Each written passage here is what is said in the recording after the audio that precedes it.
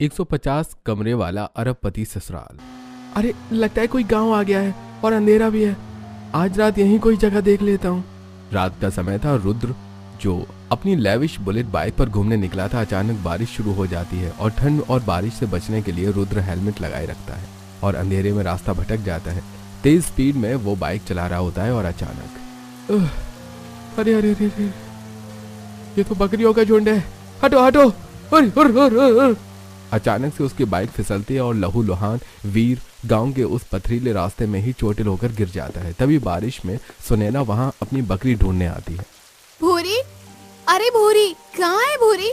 पता नहीं कहाँ चली जाती है।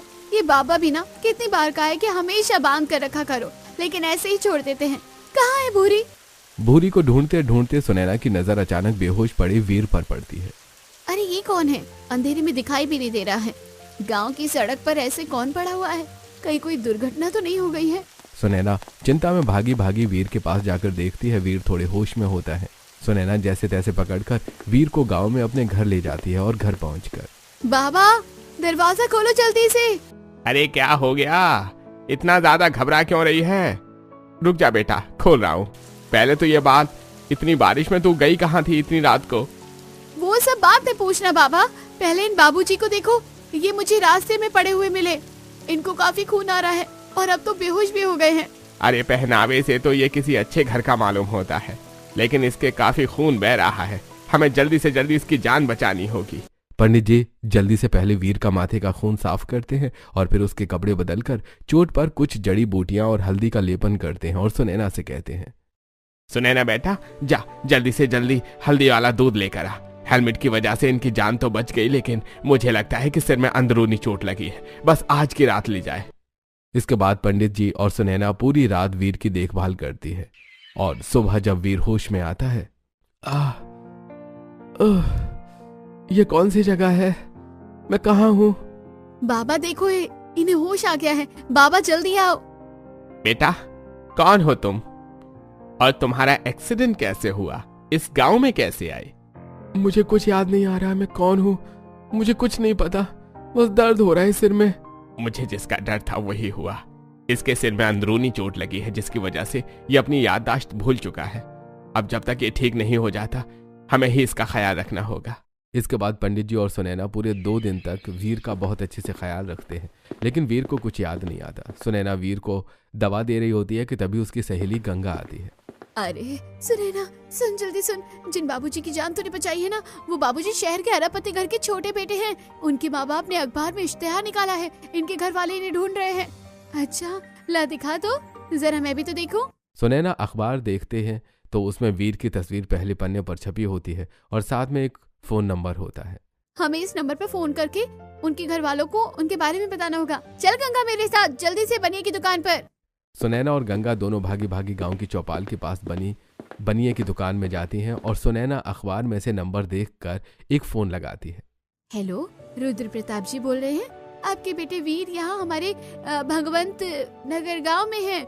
इनका एक्सीडेंट हुआ है और इन्हें कुछ भी याद नहीं है। आप आकर इन्हें ले जाइए। माँ पद्मिनी, अभी मुझे भगवंत नगर गाँव के लिए निकलना होगा। मेरे वीर का पता चल गया है। भगवंत नगर गाँव में एक लड़की ने उसकी जान बचाई है। मैंने कहा था ना, कुंडली में लिखा हुआ सच होगा। हमारे खानदान के पंडित जी कभी गलत भविष्यवाणी नहीं करते। आज वीर 25 साल का हो गया है और पंडित जी ने कहा था कि 25वें साल में उनकी जान पर संकट आएगा और एक लड़की उसके जीवन में उसकी ढाल बनकर आएगी। वही होगी उसके जीवन की रक्षक। हाँ माँ, आप ठीक कह रही हैं।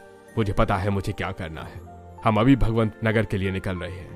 कहीं आप लोग कुछ ऐसा वैसा करने की तो नहीं सोच रहे? बाहू, हमें पता है कि हमें क्या करना है और तुम्हें हमारा फैसला मानना होगा। हमारे लिए हमारे वीर की जान से ज्यादा कीमती कुछ भी नहीं है। रुद्र प्रताप जी राजकुमारी जी के साथ तुरंत भगवंत नगर गांव पहुंचते हैं और अपने बेटे वीर को देखकर बहुत खुश होते हैं। बेटी, तुम ही हो ना जिसने हमारे छोटे वीर की जान बचाई है? जी दादी, ये हमें गांव के रास्ते पर घायल मिले थे, लेकिन उनकी याददाश्त जा चुकी थी। ये आप में से किसी को भी नहीं पहचानते हैं। हे प्रभु, वीर बेटा बताओ, क्या हम तुम्हें याद नहीं है? हम तुम्हारी दादी हैं। नहीं, मुझे कुछ भी याद नहीं है। मेरे सिर में बहुत तेज दर्द हो रहा है। रुद्र, जल्दी ही हमने जो कहा था वो करो, क्योंकि हमारे वीर की किस्मत इस लड़की के साथ बंधी हुई है। अगर जल्दी ही इसकी शादी इसके साथ नहीं कराई तो जरूर कुछ न कुछ अनहोनी हो जाएगी। माँ, मैंने पता किया है कि ये लड़की अनाथ है और इन्हीं पंडित जी ने इन्हें पाल पोस कर बड़ा किया है, तो आप पंडित जी से ही बात कर लीजिए। हाँ बेटा, क्यों नहीं। पंडित जी सुनिए, हमारे वीर के साथ जो हुआ है वो उसकी नियति में था। आज से 25 साल पहले हमारे पंडित जी ने ये भविष्यवाणी कर दी थी। साथ ही उन्होंने ये भी बताया था कि वीर की जान केवल एक लड़की ही बचा सकती है। अगर वो सही समय पर उसे मिल जाए, और आपकी सुनैना ने मेरे वीर की जान बचा ली। सुनैना ही वो लड़की है जो मेरे वीर के जीवन की ढाल बन सकती है। तो क्या आप सुनैना की शादी मेरे वीर से करने के लिए तैयार हैं? आप विश्वास नहीं करेंगे राजकुमारी जी, लेकिन मैंने अपनी सुनैना के लिए न जाने कितने रिश्ते देखे। सुनैना की कुंडली बिल्कुल अलग है। पहले मुझे सुनैना और वीर की कुंडली मिलानी होगी। इसके बाद राजकुमारी जी पंडित जी को कुंडली देती हैं और दोनों की कुंडली मिलाने के बाद ये तो चमत्कार है, चमत्कार। इन दोनों की जोड़ी तो साक्षात महादेव और पार्वती की जोड़ी है। ऐसी कुंडली मैंने आज तक कभी किसी की नहीं देखी। इन दोनों का साथ में आना नियति है। मैं अपनी बेटी का विवाह आपके पोते वीर से करने के लिए तैयार हूँ। वीर तुम्हें याद नहीं, लेकिन तुम हमारे पोते हो, और तुम्हारी जान बचाने के लिए मैं चाहती हूँ कि तुम्हारा विवाह जल्द ही सुनैना के साथ हो जाए। इसके बाद राजकुमारी जी और रुद्र की वीर की कुछ तस्वीरें दिखाते हैं, जिससे रुद्र की याददाश्त तो वापस नहीं आती, लेकिन उसे यकीन हो जाता है कि वो उनके ही परिवार का बेटा है। और उसके बाद बहुत ही साधारण तरीके से मंदिर में सुनैना और वीर का विवाह हो जाता है और सुनैना एक लग्जरी गाड़ी में कुछ ही देर में विदा होकर अपने ससुराल आ जाती है और अपने ससुराल को देखकर मन ही मन सोचती है, हे भगवान, इतना बड़ा घर। इसका मतलब गंगा सही कह रही थी, मेरा ससुराल साधारण नहीं अरबपति ससुराल है। जैसे ही सुनैना अपने अरबपति ससुराल के दरवाजे की चौखट पर खड़ी होती है, उसे सोने की नक्काशी के दरवाजे दिखते हैं और कदमों के नीचे जयपुरी मलमल का कारपेट महसूस होता है और घर के अंदर हीरे मोती और अलग अलग रत्नों की चमक दिखाई देती है। क्या सच में मैं कोई सपना नहीं देख रही? क्या ये सच में मेरा ही ससुराल है? क्या अब मैं 150 कमरे वाले अरबपति ससुराल की बहू बन चुकी हूँ? लेकिन मैं उनके घर में कैसे एडजस्ट हो पाऊंगी? क्या हो गया बेटा, आओ अपने ससुराल में गृह प्रवेश करो। नंदिनी, अपनी देवरानी का स्वागत करो। सुनैना की जेठानी नंदिनी सोने की जरी वाली कीमती साड़ी पहने हुए हैं और ऊपर से नीचे तक हीरे, पन्ना और नीलम के गहनों से लदी हुई हैं। वो चांदी का कलश नीचे रखती हैं और फिर बड़ा सा सोने का थाल लेकर उससे सुनैना की आरती उतारती हैं और उसे घर के अंदर बुलाती हैं। आओ सुनैना, तुम्हारे अरबपति ससुराल में तुम्हारा स्वागत है। आप लोगों ने अपनी मर्जी से मेरे बेटी की शादी तो करा ली, लेकिन मुझसे उम्मीद मत रखिएगा कि मैं इसे अपनी बहू स्वीकार कर लूंगी। बहू, तुम्हारी इज्जत से ज्यादा जरूरी मेरे वीर की जिंदगी है। सुनैना ही वो लड़की है जिसने मेरे वीर की जान बचाई, इसलिए अब मैं इस बारे में कोई बात नहीं सुनना चाहती। ये क्या हो रहा है घर में? आज हमारी छोटी बहू का गृह प्रवेश है और पद्मिनी, तुम आज भी नाराज हो रही हो? दादी जी, मैं सुनैना को उसके कमरे में छोड़कर आती हूँ। लंबा सफर तय करके आई है तो थक गई होगी, थोड़ा आराम कर लेगी। चलो नंदिनी, मेरे साथ कमरे में चलो। नंदिनी सुनैना को अपने साथ लेकर जाती है और एक कोने में एक छोटा सा बटन दबाती है जिससे एक दरवाजा खुलता है। दरवाजे के अंदर एस्केलेटर होता है जिसे देखकर सुनैना हैरान रह जाती है। भाभी, ये क्या है? और ये सीढ़ियाँ अचानक अपने आप कैसे चल रही है? सुनैना, तुम्हें नहीं पता, यह एस्केलेटर है। अब तुम्हारे अरबपति ससुराल में 150 कमरे हैं और 50 फ्लोर, तो क्या हम सारे फ्लोर तक सीढ़ियों से जाएंगे? एस्केलेटर की मदद से हम जल्दी जल्दी एक फ्लोर से दूसरे फ्लोर तक पहुंच सकते हैं और तुम्हारा कमरा तीसरे फ्लोर पर है। 150 कमरे? लेकिन भाभी, 150 कमरे में कौन कौन रहता होगा? सभी कमरों में कोई ना कोई रहता है, तुम धीरे धीरे समझ जाओगी। आज तुम्हारा ससुराल में पहला दिन है ना, तो चलो अपने कमरे में आराम करो। नंदिनी सुनैना को उसके लग्जरी कमरे तक लेकर जाती है। कमरे के बाहर का दरवाजा चांदी का बना होता है और उसमें सुंदर हीरे और मोती से सजावट होती है। भाभी, क्या इस घर में सभी 150 कमरे के दरवाजे चांदी के बने हुए हैं, जिनमें अलग अलग देशों और राज्यों के कीमती मोतियों की सजावट हो रखी है? हाँ सुनैना, हमारे घर का सबसे मेन दरवाजा सोने का बना हुआ है, जिस पर अलग अलग मणियों की नक्काशी है, और सभी कमरों के 150 दरवाजे चांदी और हीरे मोतियों से सजे हुए हैं। नंदिनी की बात सुनकर सुनैना हैरान रह जाती है, जिसके बाद नंदिनी दरवाजे के बाहर एक बटन दबाती है और दरवाजा अपने आप खुल जाता है। दरवाजा खुलते ही सुनैना की आंखें फटी की फटी रह जाती हैं। आओ सुनैना, ये तुम्हारा कमरा है। भाभी, इतना बड़ा? ये मेरा कमरा है? कितना बड़ा! तो मेरा गांव भी इतना बड़ा नहीं होगा। क्या इस घर के सभी कमरे इतने ही बड़े हैं? हाँ सुनैना, आओ अपने कमरे के अंदर आओ तो जरा। सुनैना अपने कमरे के अंदर जाती है। जैसे वो कमरे के फर्श पर पैर रखती है वो घबरा जाती है। अरे क्या हुआ, तुम घबरा कर दोबारा बाहर क्यों चली गई? अरे भाभी, पैरों के नीचे इतनी तेज रोशनी निकल रही है, शायद शॉर्ट सर्किट हुआ है जिसकी वजह से करंट लग सकता है। अरे नहीं नहीं बुद्धू, ये शॉर्ट सर्किट नहीं है, ये हमारे घर का इंटीरियर है। तुमने पहला कदम दरवाजे पर रखा ना, तो इसलिए तुम्हें पूरे कमरे के फर्श में लाइटनिंग दिखाई दी। अब तुम जैसे जैसे कमरे के फर्श पर अलग अलग जगह पर कदम रखोगी, तुम्हें अलग अलग इंटीरियर दिखाई देगा। आओ कमरे में देखो। इसके बाद सुनैना जैसे जैसे अलग अलग जगह पर कदम रखती है, उसे कभी पैरों के नीचे समंदर, कभी जलती हुई लपटें, कभी आसमान के बादल और कभी तारामंडल दिखाई देता है। इसे देखकर सुनैना का सिर चकरा जाता है और वो अपने पलंग पर बैठ जाती है। लेकिन जैसे ही वो पलंग पर बैठती है, अरे ये क्या, ये तो बिल्कुल बादलों से भी ज्यादा मुलायम है। ये कैसा बेड है भाभी? ये स्पेशल यूरोपीय बेड है जो तुम्हारे अरबपति ससुराल में हर एक कमरे में लगा हुआ है। इस बेड की बहुत सारी खासियतें हैं जो तुम्हें धीरे धीरे पता चल जाएगी। सुनैना आराम से अपनी पलंग पर बैठी रहती है। तभी उसकी नजर कमरे के चारों तरफ जाती है। उसे देखकर वो घबरा जाती है। दरअसल कमरे के चारों तरफ अलग अलग हीरे, जवाहरात, सोने चांदी की मूर्तियां, तस्वीरें और पेंटिंग्स लगी हुई हैं जो चमक रही थी। भाभी ये क्या, हमने पूरे कमरे में इतने सारे अलग अलग रंगों की लाइट क्यों जला रखी है?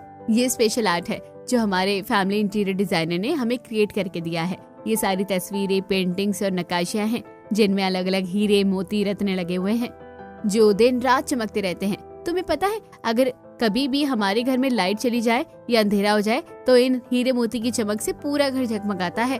तो क्या भाभी, हमारे अरबपति ससुराल के हर एक कमरे में ऐसी ही अलग अलग फैसिलिटीज है? अब बहुत ज्यादा बातें हो गई हैं, तुम थक गई होगी, तुम सो जाओ। ऐसा कहकर नंदिनी अपनी ताली बजाती है। 2 फीमेल सर्वेंट सुनैना के कमरे में आती हैं और उसके कपड़े बदल देती हैं।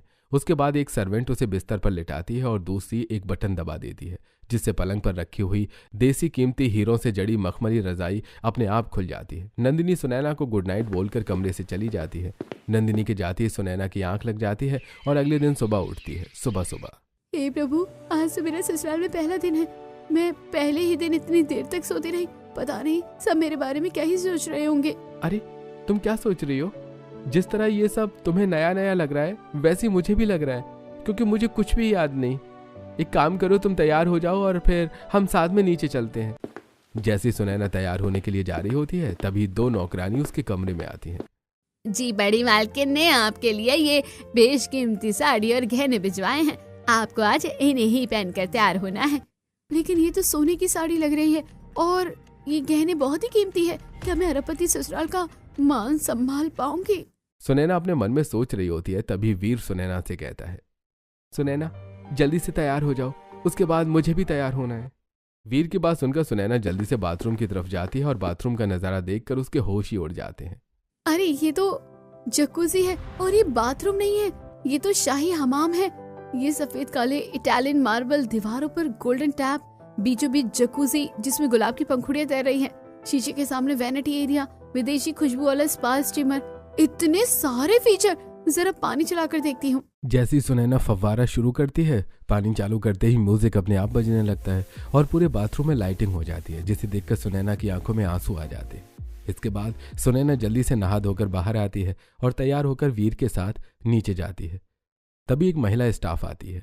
आइए छोटी बहू रानी, दादी सा ने कहा है कि आज आपको पूरा घर दिखाया जाए। पूरा घर? लेकिन ये घर तो बहुत बड़ा है, देखते देखते पूरा दिन गुजर जाएगा। लेकिन दादी सा ने कहा है कि अगर छोटे कुमार और आप पूरा घर देखोगे तो शायद छोटे कुमार की यादाश्त वापस आ जाए। हाँ ये बात तो सही है। चलिए वीर, अब हम अपना अरबपति ससुराल देखने चलते हैं। सुनैना की मंजूरी से स्टाफ हल्की मुस्कान के साथ दरवाजा खोलती है। जैसे सुनैना कमरे से बाहर आती है, उसके सामने एक लंबा चौड़ा चमचमाता गलियारा होता है जिसमें ऊपर क्रिस्टल झूमर लगे होते हैं और कदमों के नीचे जयपुरी मलमल और कश्मीरी कारपेट होता है। गलियारा खत्म होने के बाद सुनैना रॉयल गेस्ट विंग में पहुंचती है। ये इस 150 कमरों वाले अरबपति महल का रॉयल गेस्ट विंग है। यहाँ सिर्फ विदेशी मेहमान ठहरते हैं। इस विंग का हर कमरा अलग देश की थीम पर बना हुआ है। अरे इस विंग में तो फ्रांस, इटली, दुबई थीम में रूम है और gold bathroom, jacuzzi, private balcony, सब कुछ है। मेरे गांव में तो एक कमरा भी पूरे घर जैसा होता था। क्या सोच रही हैं छोटी बहू? चलिए फैमिली विंग में चलते हैं। जैसे ही सुनैना स्टाफ और वीर के साथ फैमिली विंग में पहुंचती है, माहौल बदल जाता है। फैमिली विंग में रंग वाले कमरे, परिवार की तस्वीरें, पीढ़ियों की विरासत और खानदानी हीरे जवाहरात रखे हुए थे। ये इस अरबपति घर का फैमिली विंग है। दादी सर यही रहती है और जब भी सभी को एक साथ कुछ विचार करना होता है तो सभी लोग यहीं आते हैं। आइए अब बिजनेस विंग में चलते हैं।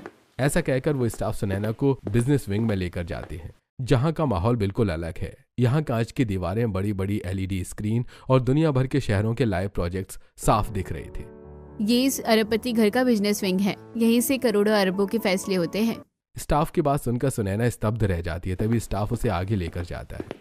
अब ये क्या है? ये इस घर का एंटरटेनमेंट विंग है। ऐसा कहकर वो स्टाफ महिला एक बटन दबाती है, जिसके बाद एक बड़ा सा हॉल खुलता है जिसमें private theatre, red seats, 3D sound और अंदर ही म्यूजिक स्टूडियो होता है। इस अरबपति घर में अपना खुद का सिनेमा भी है। जी बहू जी, ये आपके ही अरबपति घर का ही सिनेमा है। चलिए आगे चलिए। आगे ले जाकर स्टाफ सुनैना को एक कांच के दरवाजे के पास पूल एरिया में लेकर जाती है, जहां इंडोर स्विमिंग पूल और स्पा होता है। और अब दरवाजा खुलते ही गर्म पानी का पूल, फव्वारे, विदेशी खुशबू, स्पा और मसाज रूम देखकर सुनैना की आंखें नम हो जाती हैं। क्या अभी तक खत्म नहीं हुआ या अभी कुछ और देखना भी बाकी है? जी छोटी बहू रानी, ये तो अभी शुरुआत है। अब आपको शॉपिंग एरिया में लेकर चलते हैं। इसके बाद स्टाफ ने सुनैना को घर के अंदर ही बने लग्जरी शॉपिंग एरिया में लेकर जाते हैं, जहां जाकर सुनैना देखती है कि घर के अंदर ही कई कपड़ों की दुकान, ज्वेलरी सेक्शन, मेकअप स्टूडियो, शू, वॉच, सब कुछ था। ये घर का शॉपिंग एरिया है। बहू रानी, आपको शॉपिंग करने के लिए कभी भी बाहर जाने की जरूरत नहीं है। चलिए आगे चलते हैं। इसके बाद स्टाफ लिफ्ट का बटन ऑन करती है और बटन ऑन होते ही लिफ्ट ऊपर जाती है और टॉप फ्लोर खुलता है। ये तो घर की छत है ना? हम यहाँ क्यों आए हैं? हाँ बहू रानी, लेकिन ये छत मामूली छत नहीं है। ये आपके अरबपति ससुराल का हवाई अड्डा भी है। जैसे ही छत का दरवाजा खुलता है, तेज हवा और खुला आसमान दिखाई देता है। साथ में छत पर हेलीपैड, हेलीकॉप्टर, प्राइवेट जेट और हवाई जहाज दिखाई देते हैं। ये आपके 150 कमरे वाले अरबपति ससुराल का अपना खुद का हवाई अड्डा है और यहाँ सभी विमान मालिक के हैं। यहीं से साहब लोग देश विदेश जाने के लिए उड़ान भरते हैं। स्टाफ की बात सुनकर वीर कुछ पुरानी बातें याद करता है। वहीं सुनैना डर और हैरानी में सब देखती रहती है। तभी आइए अब नीचे चलते हैं। अब आपको कुछ खास सिखाना है। इसके बाद स्टाफ सुनैना और वीर को गैराज, कैश रूम और गोल्ड रूम में लेकर जाते हैं, जहां उन्हें 100 से ज्यादा लग्जरी कारों से भरा गैराज दिखता है। क्या हमारे घर में कारों का शोरूम भी है? नहीं बहू रानी, ये सभी कार तो मालिक लोगों की है। अच्छा, वो जो सामने बाहरी सिक्योरिटी वाला दरवाजा है वो क्या है? वो कैश रूम और गोल्ड रूम है। यहाँ सिर्फ साहब लोग ही जाते हैं।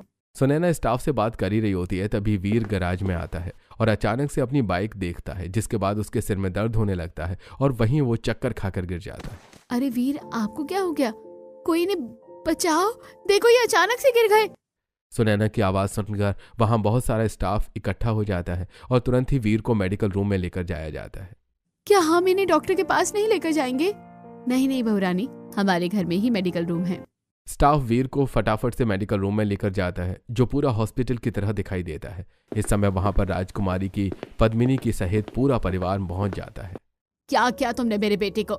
मैंने तो आपसे पहले ही कहा था ना माँ जी, ये लड़की मेरे बेटे के लिए ठीक नहीं है। आप ही ने इससे शादी करने की जिद की थी ना?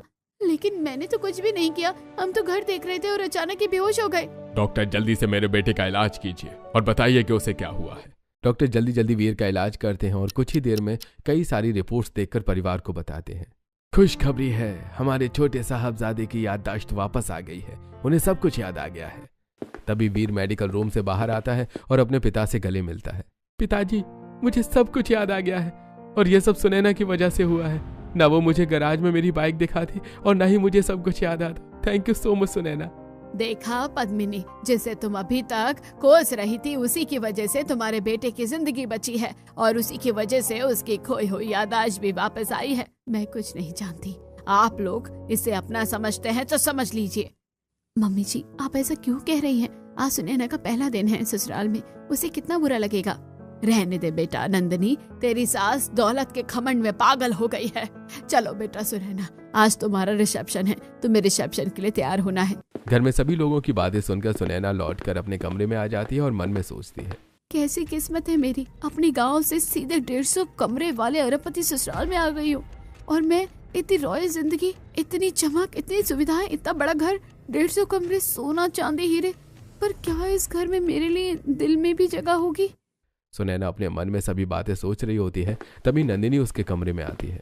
बधाई हो सुनैना, अब तुम्हारे पति की याददाश्त भी वापस आ गई है। ये लो कपड़े और गहने, शाम को रिसेप्शन है और तुम तैयार हो जाना। रिसेप्शन हमारे अरबपति घर के पार्टी विंग में होगा और ये तुम्हारे डिजाइनर है और ये तुम्हारी मेकअप आर्टिस्ट, ये दोनों तुम्हें तैयार कर देगी। जी ठीक है भाभी, जैसा आप कहें।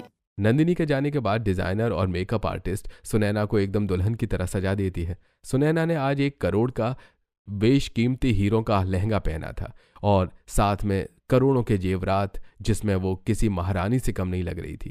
इतनी देर में रिसेप्शन का टाइम हो गया था और देश विदेश के सभी मेहमान रिसेप्शन में आए थे। पार्टी विंग में जाकर सुनैना, हे भगवान, ये हमारे ही अरबपति ससुराल में बना हुआ है। ये तो किसी राजमहल से कम नहीं है। इतने सारे विदेशी मेहमान और इतनी फैसिलिटीज। यहाँ तो मेहमानों को खाना परोसे जाने वाले बर्तन भी सोने चांदी के बने हुए हैं। अपने मन में ये सब सोचकर हैरान हो रही होती है। तभी उसकी जेठानी नंदिनी उसके पास आती है। आओ सुनैना, तुम्हें मेहमानों से मिलवाते हैं। नंदिनी सुनैना को सभी देश विदेश के मेहमानों से मिलवाती है। तभी स्टेज पर उसकी सास की आवाज आती है।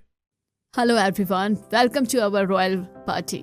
आप सभी लोगों का स्वागत है मेरे बेटे के रिसेप्शन पार्टी में। लेकिन अफसोस है कि रिसेप्शन पार्टी जितनी ज्यादा लग्जरी है, हमारी बहू उतनी ही ज्यादा करी। सोच कर देखिए कि एक सड़क पर पड़े पत्थर को जिस तरह मंदिर में जगह मिल जाती है, वैसा ही हाल हमारी बहू का भी है। अब देखना यह है कि ये पत्थर अपने आप को महल के काबिल बना पाता है या नहीं। पद्मिनी की बात सुनकर राजकुमारी जी को गुस्सा आता है और वो हाथ पकड़कर पद्मिनी को स्टेज से उतार लेती हैं। ये क्या कह रही हो पद्मिनी, तुम्हें शर्म नहीं आती? सुनैना तुम्हारे घर की छोटी बहू है। राजकुमारी जी पद्मिनी जी की सभी के सामने डांट लगाती हैं, जिसके बाद पद्मिनी नाराज होकर पार्टी से चली जाती है। इसके बाद सभी लोग पार्टी में एंजॉय करते हैं। पार्टी खत्म होती है और अगले दिन, सुनैना बेटा, आज तुम्हारी मंदिर में पूजा है, हम अपने घर के टेम्पल विंग में चलते हैं। इसके बाद राजकुमारी जी सुनैना को टेम्पल विंग में लेकर जाती हैं, जहाँ की दीवारें चारों तीर्थों की तरह सजी हुई थी। ऐसा लग रहा था जैसे पूरी दुनिया के सभी तीर्थ उस टेम्पल विंग में मौजूद हो। इसे देखकर सुनैना हैरान हो जाती है। दादी जी, क्या हमने सच में पूरी दुनिया के सभी मंदिरों को अपने घर में सजाया है? हाँ बेटा, मेरा बचपन से सपना था कि मैं सभी तीर्थों में होकर आऊं, लेकिन मेरे बेटे ने दुनिया भर के सभी मंदिर घर में ही सजवा दिए। टेम्पल विंग में पूजा करने के बाद सभी लोग अपने अपने काम पर चले जाते हैं, लेकिन सुनैना ऊपर ही रह जाती है। पद्मिनी ये सब देख लेती है और मनी मन सोचती है, अब मैं देखती हूँ कि ये एस्केलेटर से अकेले नीचे कैसे आएगी। इसको तो ये चलाना भी नहीं आता। तभी मेरे घर वालों को पता चलेगा कि एक गरीब को अमीर घर की बहू बनाना कैसा होता है। अपने मन में ये सोचकर पद्मिनी सुनैना के पास आती है और कहती है, क्या हुआ सुनैना बेटा, नीचे नहीं आ पाओगी ना अकेली? चलो मेरे साथ, मैं तुम्हें लेकर चलती हूँ। इसके बाद पद्मिनी सुनैना का हाथ पकड़कर एस्केलेटर पर ले जाती है और उसकी साड़ी का किनारा एस्केलेटर की चेन में अटका देती है। फिर खुद एकदम से पीछे हट जाती है और बटन चालू कर देती है। जैसे बटन चालू होता है एस्केलेटर चलने लगता है। तभी नंदिनी नीचे से एस्केलेटर का बटन दबाकर उसे बंद कर देती है और सुनैना गिरते गिरते बच जाती है। क्या कर रही थी आप? आपको पता है ना, अगर सुनैना एस्केलेटर में फंस जाती तो उसकी जान भी जा सकती थी। बहू, तुम ज्यादा मत बोलो, मैंने कुछ भी नहीं किया है, आप चुप रहो। अपनी सास की बातें सुनकर नंदिनी समझ जाती है कि पद्मिनी सुनैना से इतनी नफरत करती है कि उसे नुकसान पहुंचाने की कोशिश कर सकती है। इसीलिए अब हर समय सुनैना के साथ नंदिनी रहती है। एक बार नंदिनी उसके पति कुंवर, सुनैना और वीर के साथ कुलदेवी के मंदिर जाते हैं। रास्ते में उनकी गाड़ी पर हमला होता है। भैया, मुझे लगता है कि ये वही लोग हैं जिन्होंने मेरी बाइक को टक्कर मारी थी। ये क्या कह रहे हो वीर? लेकिन तुम्हारी बाइक तो फिसल गई थी ना? नहीं भैया, मेरी बाइक को किसी ने टक्कर मारी थी। याददाश्त जाने की वजह से मैं घर वालों को ये नहीं बता पाया। हम सबकी जान खतरे में है। सभी लोग गाड़ी में घबरा रहे होते हैं, लेकिन तभी सुनैना गाड़ी का हैंडल संभालती है और गाड़ी को पहाड़ी से नीचे ले जाती है। इससे गुंडों को लगता है कि गाड़ी खाई में गिर गई और वो वहां से चले जाते हैं। उसके बाद कुंवर अपने पिता को फोन करके दूसरी गाड़ी मंगवाते हैं। इस तरह सभी की जान बच जाती है। घर आने के बाद, दादी, आज फिर से सुनैना ने हम सबको बचा लिया। हमारी कुछ दुश्मन हमारी जान के पीछे पड़े हुए हैं जो हमें मारना चाहते हैं। आज के बाद कोई भी घर से बिना सिक्योरिटी के कहीं नहीं जाएगा। और सुनैना बेटा, तुम हमारे जीवन में एक नया उजाला लेकर आई हो। तुम्हारी वजह से एक बार हमारे बीच का जीवन बचा और दोबारा हमारे दोनों राजकुमारों का। ये सब फालतू की बातें हैं। ऐसा कैसे हो सकता है कि इसी ने सबकी जान बचाई हो? पद्मिनी, तुम्हें नहीं मानना तो मत मानो, लेकिन देखना एक दिन तुम्हें भी विश्वास हो जाएगा। इसी तरह कुछ दिन और गुजरते हैं। पद्मिनी छोटी छोटी बातों पर सुनैना को नीचा दिखाती है और उसे परेशान करने का कोई मौका नहीं छोड़ती है। और एक दिन, सुनो सब लोग, हमारे पुश्तैनी गांव बाड़ी बसेड़ी में हमारे खानदान की एक बेटी की शादी है। हम सभी को वहां जाना है, लेकिन ध्यान रहे कोई भी अपने जेवर और महंगी साड़ी पहनकर नहीं जाएगा। लेकिन मैं तो गरीब की तरह नहीं जा सकती। सबके मना करने के बावजूद पद्मिनी बहुत सारे गहने पहनकर पुश्तैनी गांव जाती है। जब शादी हो रही होती है तो वो अलग से एक कोने में बैठी होती है। तभी कुछ लोग उन पर हमला करते हैं और सुनैना ये सब देख लेती है। हे भगवान, मम्मी जी की जान खतरे में है, मुझे कुछ करना होगा। सुनैना तुरंत एक मशाल उठाती है और खुद उन सभी गुंडों को भगा देती है। फिर अपनी सास को वापस पंडाल में ले जाकर आती है। वहां आकर, अरे तुम दोनों कहाँ चली गई थी? माँ जी, आप सही कह रही थी, हमारी बहू एक हीरा है, इसने आज मेरी जान बचाई। सुनैना, तुम ही हमारे 150 कमरे वाले अरबपति ससुराल की बहू हो। पद्मिनी की बात सुनकर सभी लोग तालियां बजाते हैं। अब सुनैना भी मान सम्मान के साथ 150 कमरे वाले अरबपति ससुराल की बहू बनकर खुशी खुशी रहती है।